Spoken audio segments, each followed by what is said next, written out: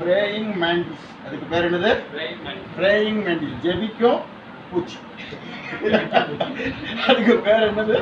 ஜெபிக்கும் பூச்சி. எடுத்து பாருங்க, எப்போ பார்த்தாலும் கும்பிட்டுட்டே இருக்கும். எப்போ பார்த்தாலும் என்ன செய்யும்? கும்பிட்டுட்டே இருக்கும். யாருக்கு முன்னாலேயும் அது கும்பிடு போடும். ஆனா என்ன செய்யும்? காலை வாரி விட்டுரும். அது என்ன செய்யும்? காலை வாரி விடும். அறிமையாளர்ல அது மனிதன்னு நினைக்க முடியாது. ஆனா அது என்ன செய்யும்? அந்த கும்பிடு பூச்சிய என்ன செய்யும்?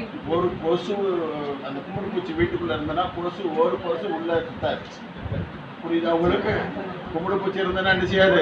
ஒரு கொசு சுத்தாது. கும்பிடு பூச்சி இருக்கிற இடத்துல பாம்பு சுத்தாது.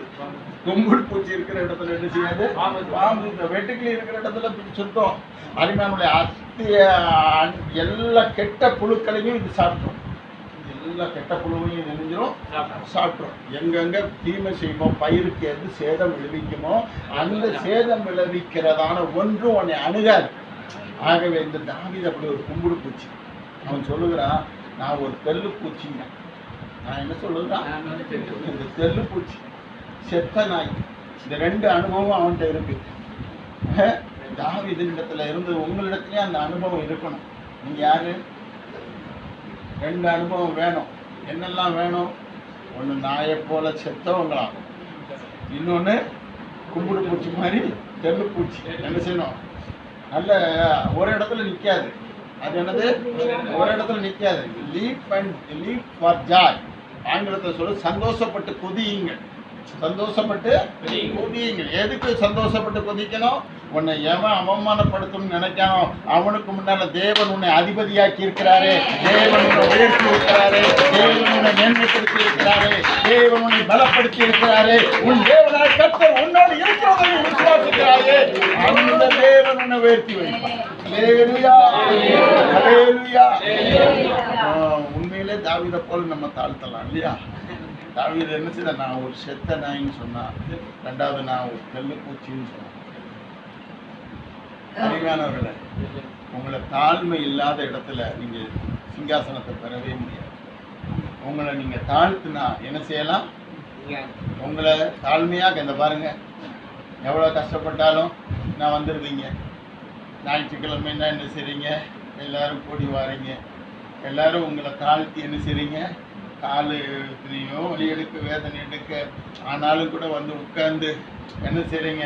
ரெண்டு வார்த்தைகள் தேவனுடைய பரலோகத்திலிருந்து நமக்காக தேவன் பேசுவாரே, நம்மை ஆறுதல் படுத்துவாரே, நம்மை தேற்றுவாரே, நம்மை தாளாட்டுவாரே, நம்மை சுமப்பாரே, நம்மை தப்புவிப்பாரே, நம்மை காப்பாற்றுவாரே, நம்மை உயர்த்துவாரே என்று சொல்லுகிற தேவ வார்த்தைகளை கேட்பதற்காக இந்த இடத்துல நீங்க என்ன செய்திருக்கீங்க? வந்திருக்கீங்க. இந்த உலகம் உங்களை கைவிட்டுரும். நினைஞ்சிரும். கும்பிடு பூச்சியை பூச்சிக்கொல்லிக்கு என்ன செஞ்சிரும்? கொண்டுரும் இல்லையா? மருந்து அடிக்கிறவன் நெஞ்சிருவான். அதையும் சேர்த்து கொண்டுருவான். அதையும் பூச்சியும் நெஞ்சிருவான். அருமையானோட நல்ல பூச்சியையும் கொள்ளுவதற்கு இந்த உலகம் என்ன செய்யுது? ரெடியா இருக்குது. எப்படின்னா நல்லவன் சாவான்னு தான் உலகத்துல எல்லாரும் நினைச்சுக்கிட்டு இருக்காங்க. நீ நல்லா இருக்கிய, நீ எப்படி இவ்வளவு சந்தோஷமா இருக்க, எப்படி அடிக்கடி ஜம்ப் பண்ற, எப்படி குதிக்கிற, என்னப்பா என்ன சந்தோஷம். முகத்துல பார்த்தீங்கன்னா ஒரு நாள் எவ்வளவு கவலை இருக்கு, எவ்வளவு பிரச்சனை இருக்கு, ஒரு நாளாவது இந்த பிள்ளை சோர்ந்து போனது இல்லையேன்னு சொல்லக்கூடிய அளவுக்கு தேவன் உன்னோடு கூட இருக்கிறதை உலகம் அறியவில்லை. நீ அறிந்திருந்தால் போதும். நாளுக்கு நாள் நீங்கள் விருத்தி அடைவதை கண்டிப்பாக நிச்சயமாக அது உனக்கு வாய்ப்பையும் உறுதியையும் துணையையும் கொடுத்து உன் நாட்களை என்ன செய்யும்? விருத்தி அடைய பண்ணும். அருமையானவர்களே, இப்ப என்ன செய்றீங்க?